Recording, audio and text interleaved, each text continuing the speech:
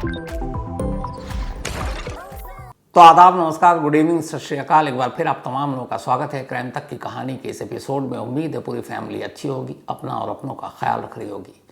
कायदे से मुझे आज ये नहीं कहना चाहिए कि क्राइम तक की कहानी में, ये कहानी नहीं, ये एक ऐसा हादसा, एक ऐसी अफसोसनाक चीज़ है मुझे लगता है जो आज हमारी जो पूरी क्राइम तक फैमिली मेम्बर है इसको बेहतर तरीके से इसलिए समझेगी कि हम सभी, इंक्लूडिंग मैं भी उसमें शामिल हूँ। हम सब किसी की औलाद हैं, हम सब किसी के बच्चे हैं, हमारे बुज़ुर्ग माँ बाप होते हैं। खैर, मेरे बदनसीब हूँ कि मेरे माँ बाप दोनों इस दुनिया में नहीं हैं। लेकिन ये कहानी और ये बात इसलिए कह रहा हूँ कि हर एक के बच्चे होते हैं, हर एक के माँ बाप होते हैं।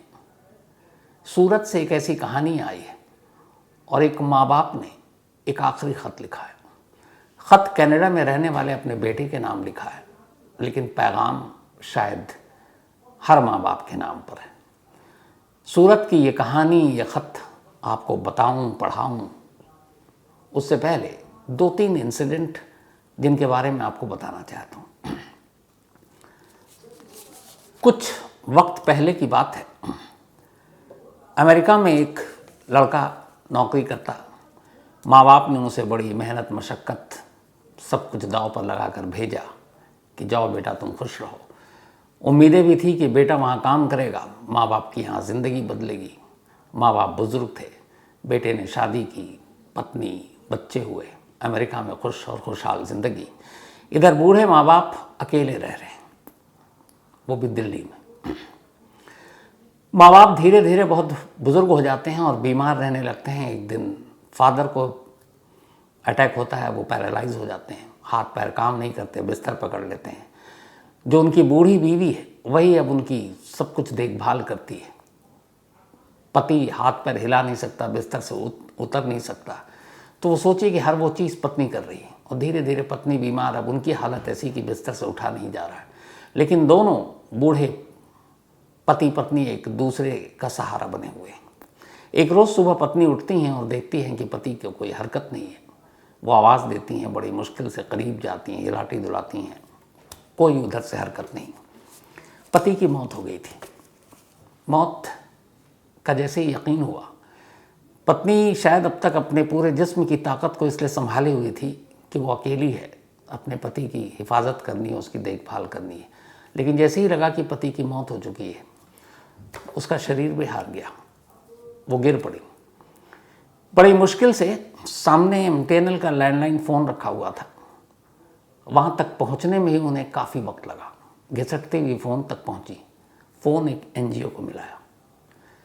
उस एनजीओ का नंबर कभी उसी की बेटी ने दिया था जो अमेरिका में है, कि कभी कोई बीमार पड़ जाए, इमरजेंसी हो तो यहाँ फ़ोन करना। उस एनजीओ को फ़ोन किया, घंटी बजी, उधर से हेलो की आवाज़ आई, लेकिन इधर वो बूढ़ी औरत बोलने की हालत में नहीं थी। वो हेलो हेलो करता रहा, इसने कोई रिप्लाई नहीं किया। औरत बेहोश हो गई। जिस एनजीओ को फ़ोन किया वो समझ गया कि घर में कुछ मुश्किल है। वहाँ से लोग गाड़ी लेकर पहुँचते हैं, दोनों को लेकर हॉस्पिटल जाते हैं। बुज़ुर्ग की पहले ही मौत हो चुकी थी। थोड़ी देर के बाद उसकी वाइफ की भी डेथ हो जाती है। एनजीओ वाले अब उसके बेटे को फ़ोन करते हैं, क्योंकि बेटे ने ही रजिस्टर्ड कराया था, और वो बताते हैं कि ये बड़ी अफसोस की खबर है कि तुम्हारे माँ बाप दोनों की मौत हो गई, अब आगे बताइए। बेटा कुछ देर सोचता है और फिर कहता है कि ठीक है, आप इन दोनों को शमशान ले जाइए, जो भी खर्चा होगा मैं दूंगा, इन दोनों का अंतिम संस्कार कर दीजिए। जो शख्स उस एनजीओ का फ़ोन पे उस बेटे से बात कर रहा था, वो बात सुनकर फ़ोन पकड़कर सन्ने था। उसका उस बूढ़े माँ बाप से कोई लेना देना, कोई रिश्तेदारी नहीं थी, लेकिन वो सन्ने था और फ़ोन पकड़कर सोच रहा था कि ये मैं क्या सुन रहा हूँ। सामने से बेटा कह रहा है कि आप ज़्यादा देर तक लाश मत रखिए, अंतिम संस्कार कर दीजिए, जो भी खर्चा आएगा वो सब मैं दूंगा। इतना ही नहीं, उसने ये भी कहा कि अगर कुछ रस्म करने के लिए या कुछ जो आखिरी रस्में होती हैं, बाल मुंडन और ये सारी चीज़ें, तो अगर ऐसे लोग आपके पास हैं तो आप उनका भी इंतज़ाम कर दीजिए, हम उनके भी पैसे दे देंगे। खैर, उस एनजीओ ने अंतिम संस्कार कर दिया। कुछ वक्त पहले मुंबई में एक महिला फ्लैट में अकेले रहा करती थी। उसका बेटा भी अमेरिका में था। 1 साल से बेटे ने अपने माँ को फ़ोन नहीं किया था। पिता की पहले ही मौत हो चुकी थी, बस वो पैसे भेज दिया करता था। एक मेड थी जो देखभाल करती थी। मेड अपने गांव चली गई, बेटे का फ़ोन आता नहीं था। एक रोज़ अचानक पड़ोसियों को घर से बदबू आई तो पुलिस को फ़ोन किया, देखा पुलिस आई, घर में उस बुजुर्ग औरत की लाश पड़ी थी। जब पोस्टमार्टम हुआ तो पता चला उसकी मौत 4 महीने पहले हो चुकी थी। पुलिस वालों ने बेटे को फ़ोन किया, बेटे को बताया। उसने कहा कि आप देख लीजिए, कोई एनजीओ अंतिम संस्कार करवा दीजिएगा, मुझे छुट्टी नहीं मिलेगी। एक अभी आगरा की कहानी थी, एक जियोलॉजिस्ट थे, उनकी वाइफ अकेले रहा करती थी, उनका बेटा भी कनाडा में था। एक रोज़ अचानक उनकी मौत हो गई, आसपास में कोई देखने वाला नहीं। पड़ोसियों को फिर खबर मिली, पड़ोसियों ने फिर रिश्तेदारों को दूर के ढूंढा जो आगरा से दूर रहते थे इंडिया में, उनके ज़रिए बेटे को कनाडा में खबर गई, बेटे तक बात पहुंची। बेटे ने कहा कि बड़ी मुश्किल है इतनी जल्दी आना, आप अंतिम संस्कार करा दीजिए। ये चंद बानगियाँ हैं। आजकल बच्चों के पास जो विदेश में रहते हैं, अपने माँ बाप के अंतिम संस्कार के लिए वक्त नहीं है। और शायद आप हैरान रह जाएंगे ये जानकर कि आजकल जैसे स्विगी है, ओला है, उबर है और पता नहीं क्या क्या ऐसे हैं जो हर सर्विस आपको घर बैठे बैठे फ्री में प्रोवाइड करते हैं। फ्री क्या, पैसे लेते हैं लेकिन ईजिली कर देते हैं। मतलब राशन से लेके हर चीज़ मुहैया हो जाती है इन सारे सर्विसेज पे। ऐसे ही औलादों को, ऐसे ही लोगों को, ऐसे ही बच्चों को ये देखते हुए कि इनके पास वक्त नहीं है, हमारे देश में एक कंपनी खुल गई है, उसका नाम है अंतिम सत्य कंपनी। इस कंपनी का काम यह है कि ऐसे बुजुर्ग लोग जो अच्छे खासे घराने से हैं, जिनके बच्चे विदेश में हैं, अच्छा खासा उनका नाम है, खूब पैसे कमा रहे हैं, पत्नी है, बच्चे हैं, उनके साथ खुश हैं, खुशहाल हैं, लेकिन उनके पास वक्त नहीं है हिंदुस्तान में रह रहे अपने बुजुर्ग माँ बाप की देखभाल करने, उनका हालचाल जानने, जीते जी छोड़िए मरने के बाद जो आखिरी रस्म है उसको पूरी करने, अर्थी पर कांधा देने। पूरे अर्थी या किसी जनाजे को शहर भर का भी कांधा मिल जाए तो भी जो मरता है ना, उसकी उम्मीद यही रहती है कि शहर भर के कांधे में एक कांधा उसके अपने बच्चों का हो, औलाद का हो। लेकिन जब कांधा नहीं मिलता तो उसकी आत्मा या रूह को सुकून नहीं मिलती। और अफसोस की बात यह है कि ऐसा हो रहा है। ऐसे बहुत सारे इंसिडेंट हो चुके हैं और ये चीज़ें हो रही हैं। अब अंतिम सत्य जैसी अगर कंपनी खुल जाए, और इस कंपनी को खोला है एक जोधपुर के शख्स ने, स्टार्टअप कंपनी है, क्योंकि वो एक किसी रिलेटिव के यहाँ गए, कोई था ही नहीं, अर्थी लकड़ी की जगह स्टील के ले आया, उनको वहीं से लगा कि ऐसे लोगों के लिए कुछ करना चाहिए, उन्होंने कंपनी खोल दी। और उनकी कंपनी के सबसे ज़्यादा ग्राहक NRI है, जो विदेशों में रहते हैं और जिनके माँ बाप हिंदुस्तान में रहते हैं। उनके पास ना वक्त है, ना देखभाल के लिए, इवन अंतिम संस्कार के लिए। तो ऐसे लोग इनको कांटेक्ट करते हैं सोशल मीडिया पर, आप गूगल भी कर लीजिए अंतिम सत्य कंपनी। तो वो एक फीस लेते हैं, इनके भी अलग अलग 2 पैकेज हैं, एक शायद 1.25 लाख का, एक 60,000 रुपये का। ये न सिर्फ अंतिम संस्कार करते हैं बल्कि अंतिम संस्कार से पहले की हर वो रस्म, अगर बाल मुंडवाना है तो वो भी 5-10 लड़कों को ले आएंगे, रोने के लिए औरतें चाहिए 5-10 रुदाली ले आएंगे, हर चीज़ कफन से लेके, अर्थी से लेके, कांधा देने वाले, सब पैकेज में शामिल है। तो ये अब अंतिम सत्य कंपनी तक खुल चुकी है। और ये अंतिम सत्य असल में हम सब के मुंह पे एक तमाचा है। जिस चीज़ के लिए हम लोग सब कुछ दौड़ भाग करते हैं, सब कुछ करते हैं, और जिन माँ बाप ने हमें इस लायक बनाया कि हम करते हैं, वही माँ बाप होते हैं जिन्हें हमें पढ़ाते हैं, लिखाते हैं, समाज में लड़ने की ताकत पैदा करते हैं, कहते हैं तरक्की करो, और अपनी जमा पूंजी सब कुछ झोंक देते हैं, गिरवी रख देते हैं खुद को, पैसे लेते हैं, PF से लेके ज़मीन जायदाद बेच देते हैं, ब्याज पर कर्ज लेते हैं, इस उम्मीद में कि मेरा बेटा एक दिन अच्छा इंसान बनेगा, बड़ा आदमी बनेगा, और फिर घर की सारी मुश्किलें दूर हो जाएंगी। और वही बच्चा जब बड़ा होता है और किसी बाहर में जाकर पढ़ता है, फिर नौकरी करता है, फिर उसकी शादी होती है, तो उसके लिए फैमिली के माने बदल जाते हैं। फिर उसकी फैमिली हो जाती है वो, उसकी बीवी और उसके बच्चे, माँ बाप, भाई बहन, उसकी फैमिली के डिक्शनरी से बाहर हो जाते हैं। यही हकीकत है। ये सारी चीज़ें मैं इसलिए कह रहा हूँ कि सूरत में 4 मई को एक अजीब चीज़ हुई है, और वो आखिरी ख़त एक 4-5 पन्नों का ख़त है। मैं चाहता हूँ कि आज की इस कहानी में उस ख़त के साथ मैं कोई छेड़छाड़ ना करूँ और पूरी आपको पढ़कर सुनाऊँ, इसलिए कि ये ख़त लिखा तो एक माँ बाप ने है, एक बुज़ुर्ग माँ बाप ने अपने बेटे के नाम, जो इस वक्त कनाडा में है, लेकिन है पैगाम हर माँ बाप के नाम और हर बच्चों के नाम। शायद इस बुज़ुर्ग के इस आखिरी ख़त से बहुत सारे बच्चों को समझ में आए कि ज़िंदगी सिर्फ तरक्की, दौलत, शोहरत इसी का नाम नहीं है, और फैमिली मतलब सिर्फ पति पत्नी और बच्चे नहीं हैं, माँ बाप भी है, आपके बाकी रिश्तेदार भी हैं, और ख़ास तौर पर बुज़ुर्ग माँ बाप जिन्हें हम तन्हा छोड़ देते हैं। 4 मई की सुबह सुबह सूरत में एक खबर आती है। खबर ये कि एक घर से 2 लाशें मिलती हैं, और ये दोनों लाशें सूरत में ही रहने वाले एक शख्स की थी, और दोनों पति पत्नी थे। लाशों के साथ एक ख़त मिलता है, और उस ख़त में उनकी पूरी कहानी थी। ये उनकी ज़िंदगी का आखिरी ख़त था, और ये जो ख़त लिखा था सूरत के चुन्ना भाई ने लिखा था।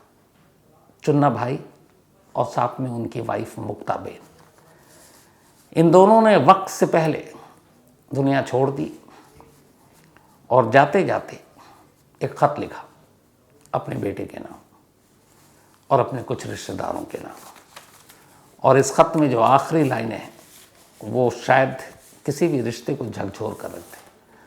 उस आखिरी लाइन में उन्होंने अपने कनाडा में रहने वाले उस बेटे जिसका नाम पीयूष है, उसके लिए एक मैसेज है कि बेटा, मेरे अंतिम संस्कार का हिस्सा मत बनना, और मेरे अंतिम संस्कार में पैसे खर्च करने या पैसे देने की जहमत मत उठाना, इतना एहसान मत करना। और बाकी अपने रिश्तेदारों के लिए लिखते हैं कि मेरा अंतिम संस्कार उतने में ही करना जितनी धार्मिक रीति रिवाज और रस्मों के हिसाब से ज़रूरत है। एक भी पैसा फालतू हम बुढ़े बुढ़िया इंसान पर खर्च मत करना, इतना कर देना कि बस रीति रिवाज से हम इस दुनिया से हमारा जो शरीर है वो चला जाए। चुन्नीलाल और उनकी पत्नी की ये कहानी बहुत सारे घरों की कहानी है, पर मुझे लगता है कि ये पूरी कहानी आप उन्हीं के अगर लेटर से सुन लेंगे तो ज़्यादा अच्छा लगेगा, क्योंकि मैं कुछ बोलूँ कुछ चीज़ें छूट जाए। मैंने इसलिए कहा कि ज़्यादा बेहतर होगा क्योंकि आपको सच्चाई का एहसास होगा इस ख़त को पढ़ने के बाद। लेकिन इसको शुरू करूँ उससे पहले एक और चीज़, जब उन्होंने कहा 4 मई की मौत के बाद 5 मई को ही उनका अंतिम संस्कार हो गया था, लेकिन कनाडा का वो बेटा आया नहीं। आज 9 मई है, आज तक नहीं आया। अभी थोड़ी देर पहले मेरी सूरत पुलिस के एक एसआई है, उनसे बात हुई जो इस केस को देख रहे हैं, और उनका भी यही कहना था। और जब मैंने बात की इस केस पर, उनका भी गला रूंधा हुआ था, और शिकायत यही थी कि ये कैसी औलाद है। खैर, वो ख़त, आखिरी ख़त, ज़िंदगी के लिए मौत के नाम का ये आखिरी ख़त है। ख़त एक बाप और माँ जिनकी उम्र 65 और 68 साल है करीब, अपने बेटे के नाम है और अपने रिश्तेदारों के नाम है। मौत से कुछ वक्त पहले लिखा गया है ख़त, और उस ख़त में जो लिखते हैं वो पूरा ये है। जय श्री कृष्ण। संजय तथा तुम्हारी माँ तथा पीयूष तथा पायल तथा विवान तथा कृष्णा और वैदिक, नीलम तथा सभी सगे संबंधी और परिवारजनों, मित्रजनों, साहस जताते हुए आज मैं मर रहा, क्योंकि मेरे ऊपर 40 लाख रुपए का कर्ज हो गया जिसे अब मैं चुकाने में असमर्थ हूँ। आज मेरी उम्र 65 वर्ष हो गई है, इसलिए मैं कमाने के लिए भी असमर्थ हूँ। मेरे पास अब कोई धंधा भी नहीं है और ना ही इनकम का दूसरा कोई रास्ता है, इसलिए मैं ये कदम उठा रहा हूँ। ये जो भी वक्त आया है उसके लिए मेरा लड़का पीयूष जिम्मेदार है, क्योंकि पीयूष पर कर्ज हो गया था, इसीलिए मुझे लगा कि बेटे पर कर्ज हुआ है और उसने मेरे पास गहने मांगे थे। मेरे पास जितने भी गहने और नगद पैसे थे वो सब मैंने पीयूष को दे दिए, और बाद में उसने कहा कि मुझे ब्याज से पैसे ला कर दो, मुझे एक बिल्डर के पास से पैसे लेने हैं, जब वो पैसे देगा तो मैं आपको लौटा दूंगा। इसलिए मैं पीयूष को बाहर से 35 लाख रुपए ब्याज लेकर दिया। आज मेरे ऊपर 40 लाख रुपए का कर्ज है। वो मेरा नहीं बल्कि पीयूष का है। मैंने पैसे लाकर उसे दिए थे, इसीलिए लोग मेरे से पैसे मांग रहे हैं। इस वक्त पीयूष कनाडा में है और उसने 4 साल में मुझे कभी एक भी फ़ोन नहीं किया। मैं पीयूष को 2 बार वीडियो कॉल किया था, लेकिन उसने फ़ोन नहीं उठाया। मुझे किसी भी कर्जदार का दबाव नहीं है, ना ही किसी ने मुझसे पैसे वापस मांगे हैं। मेरे जितने भी पैसे हैं वो सब कुछ मेरे दोस्त, मेरे मित्र, मेरे सगे संबंधी के हैं। लेकिन अब मुझे शर्म आ रही है। मुझे ऐसा लग रहा है कि जब मुझे ज़रूरत थी तब सब ने मुझे पैसे दिए, अब मैं उन्हें लौटाने की हालत में नहीं हूँ, इसीलिए मैं मर रहा हूँ। जिनका भी पैसा है उन्हें कोई परेशान न करे। किसी ने भी मुझे पैसों के लिए ना ही कोई धमकी या दबाव दिया है। चुन्नी लाल बागड़िया को जय श्री कृष्ण भाई जी मनसुख भाई। अब ये एक अपने दोस्त मनसुख भाई को उसी में आगे लिखते हैं। मनसुख भाई, मेरी आपसे एक सिफारिश है कि तुम संजय का ध्यान रखना। संजय चुन्नी लाल जी का छोटा बेटा है। मेरी आपसे एक गुजारिश है कि तुम संजय का ध्यान रखना। संजय का कोई सहारा नहीं होगा। पीयूष ने तो संजय का साथ भी छोड़ दिया। उसने संजय के साथ भी अन्याय किया है। पीयूष ने कहा था कि मुझ पर कर्ज है। उसने झूठ बोलकर मकान खरीदा था। पीयूष के ऊपर कर्ज था ही नहीं। राधिका बिल्डर के पास से जो पैसे लेने थे वो सभी पैसा राधिका बिल्डर ने पीयूष को चुका दिए थे। राधिका बिल्डर के भावेश भाई से मैं जाकर पूछा था, लेकिन फिर भी हमसे झूठ बोला कि पीयूष ने कि पैसा आने के बाद ही हम आपको देंगे, और ये झूठ बोला था कि राधिका बिल्डर ने पैसे नहीं दिए। वहीं दूसरी तरफ संजय ने बाहर से 18 लाख रुपए ब्याज पर लेकर दिया था, वो भी नहीं लौटाया, और संजय आज की तारीख में 18 लाख रुपए का ब्याज भर रहा है। दूसरी तरफ तुम्हारी भाभी जब तक जिएगी तब तक ज़मीन का रख रखाव तुम ही को करना है। ये उनके मनसुख भाई की पत्नी के लिए है। फिर हिसाब बताते हैं। ज़मीन के उत्पादन से जो भी आय होगी वो तुम्हारी भाभी को देना और किसी को नहीं देना। जब तक वो जिंदा है तब तक ज़मीन पीयूष या संजय को देना नहीं। मेरे बीमा का पैसा आएगा। मैं LIC की 2 पॉलिसी ली है जिसका पैसा मेरे बैंक अकाउंट से कटता है। बीमा से जो पैसा आएगा उसमें से मधु पटेल को 3 लाख देना। इसीलिए जो पैसा है उसमें मधु पटेल को दे देना। बस इतनी ही मेरी सिफारिश है। और तेरी भाभी तथा संजय का ध्यान रखना। मधु पटेल का पैसा जैसे जैसे करके 3 लाख दे देना। मेरी कोई भूल हो तो माफ़ करना। पानी की व्यवस्था में जो खर्च संजय करे उसे ज़मीन से आई इनकम से संजय को वापस दे देना। अब अपनी बहू के नाम नीचे लिखते हैं। चिरंजीवी पायल और भावना, ये दोनों बहुएं हैं उनकी, पीयूष और संजय की वाइफ। तुम तो बड़े घर की बेटी हो, ख़ानदानी घर की बेटी हो। परवरिश कैसी तुम्हें तुम्हारे लिए कि इतनी आरुचि कैसे हो गई कि तुमने हमें ये कह दिया कि तुम दोनों जब जहाँ जाना हो वहाँ चले जाओ, मेरे घर मत रहो। ये इन दोनों को जब निकाला गया था, बूढ़े माँ बाप को, हमारी ऐसी क्या भूल कि हमें घर से निकाल दिया। ठीक है, तुम्हें अच्छा लगा, लेकिन हमने सपने में भी नहीं सोचा था कि बोल भाई की बेटी हमारे साथ ऐसा व्यवहार करेगी। अगर मेहुल और उनकी पत्नी तुम्हारे माँ बाप को ये कहें कि तुम्हें जहाँ रहना वहाँ जाकर रहो तो तुम्हें कैसा लगेगा। मेहुल उनकी बहू के भाई का नाम है। कभी तुमने सोचा है, मुझे तो कोई बेटी नहीं है, लेकिन हमने तुम्हें ही अपनी बेटी समझा। लेकिन हमारे नसीब में ही ऐसा लिखा, किसके पास यह शिकायत करने जाऊं। दूसरी तरफ तुमने मेरे साथ न करने वाला व्यवहार किया, न खाने वाला बोला जाने वाला शब्द कहा। तब मुझे ऐसा लगा कि क्या ये भोला भाई धामेलिया की बेटी ऐसा कर सकती है। हरिद्वार जा रहे थे, तुमने मुझे और पीयूष की मम्मी जब हरिद्वार जा रहे थे तब जो बोला था वो मुझे अच्छा नहीं लगा था। तुमने मेरे बारे में जब बोला थोड़ी देर के लिए गुस्सा आया, लेकिन बाद में मुझे कभी दुख नहीं हुआ। कभी तुम्हारे पापा ने पूछा तो तुम सच बता देना। मेहुल की पत्नी अगर तुमने जो कुछ कहा है वही बात तुम्हारे पापा के लिए बोले तो तुम्हें कैसा लगेगा। ये बात मैं मरते वक्त झूठ नहीं बोल सकता। तुम सुखी रहो, और जीवन में तुमने जो भी भूल की है उसके लिए मैं तुम्हें माफ़ करता हूँ। मैं एक इंसान था, दूसरों की तरह राक्षस नहीं। शांति से सोचना आए तो सुखी हो जाना। मैं संस्कारी हूँ, मुझसे कभी भी संस्कारी नहीं हुआ जाएगा।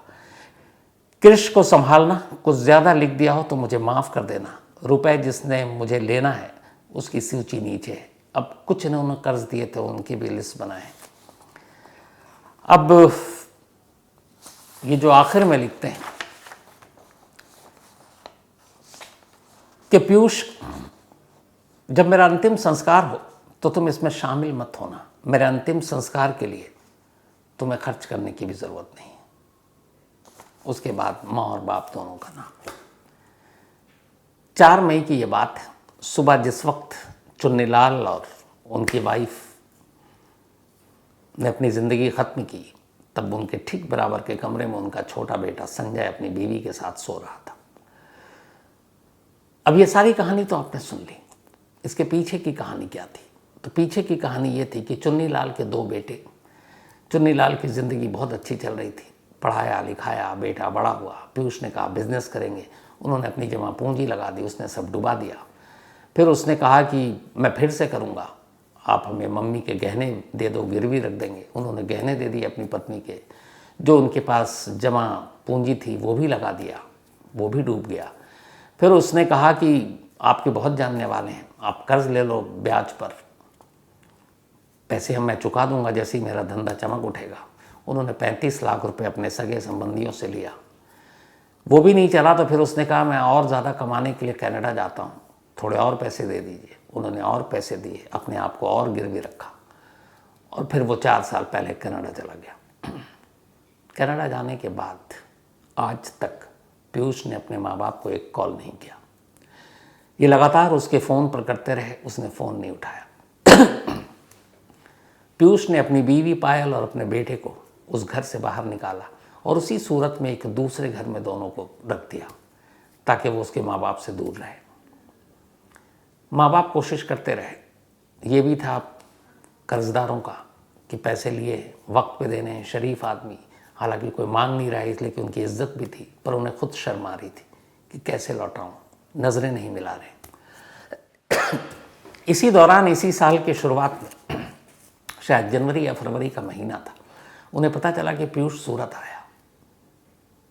सूरत आया अपनी पत्नी और अपने बच्चे के पास उसी घर में गया। एक दिन भी अपने माँ बाप के घर नहीं आया और वहीं अपनी पत्नी और बच्चे से मिलकर कुछ दिन रहा और वापस कनाडा चला गया। आज की तारीख में भी वो कनाडा में है। न उसने कर्ज लौटाए, न माँ बाप को उम्मीदें दी, न फ़ोन उठाया। सोचिए कि कितना बड़ा कर्ज होगा कि एक माँ बाप के लिए, कहते हैं कि एक सबसे बड़ी तकलीफदेह बात होती है, एक बुज़ुर्ग बाप के कंधे पर एक जवान मौत और उसका जनाजा याद थी। लेकिन ये सोचिए कि एक बुज़ुर्ग बाप जब इस पोजीशन में पहुंचता है, जब इस हालत में पहुंचता है कि खुद उसका बेटा उसको मौत की तरफ धकेल रहा है, तो उसके लिए क्या कहेंगे? वो कैसी परेशानी में होगा जब उसने कहा होगा कि तुम्हें मैं अपने अंतिम संस्कार के फ़र्ज से, राइट से, हक से बेदखल करता हूँ और तुम प्लीज़ मेरे अंतिम संस्कार पर 1 रुपया भी खर्च मत करना, और उतना ही खर्च करना जो बाकी लोगों से कहा, जितनी सिर्फ ज़रूरत भर हो। एक बेटा अपने माँ बाप दोनों को, उनसे पूरी दुनिया छीन कर, उनकी पूरी ज़िंदगी को गिरवी रख कर अपने सपने को पूरा करने के लिए कनाडा जाता है, लेकिन पलट कर एक कॉल नहीं करता। आखिर में जब ये 4 मई की बात है, जिस दिन यह हुआ, उससे 2-3 दिन पहले भी इन दोनों माँ बाप ने कोशिश की, उम्मीद दिलाई कि नहीं अच्छा होगा। आखिरी में 2 बार इन्होंने वीडियो कॉल किया था, जो इन्होंने अपने इस ख़त में मेंशन किया कि एक बार बेटा का चेहरा देख लें। इसीलिए बेटे को वीडियो कॉल किया, वीडियो कॉल भी नहीं उठाया। फिर उन्हें लगा अब बहुत हुआ, जिन लोगों से पैसे लिए उन्हें क्या मुंह दिखाऊंगा। खुददार आदमी थे, इज्जतदार आदमी थे।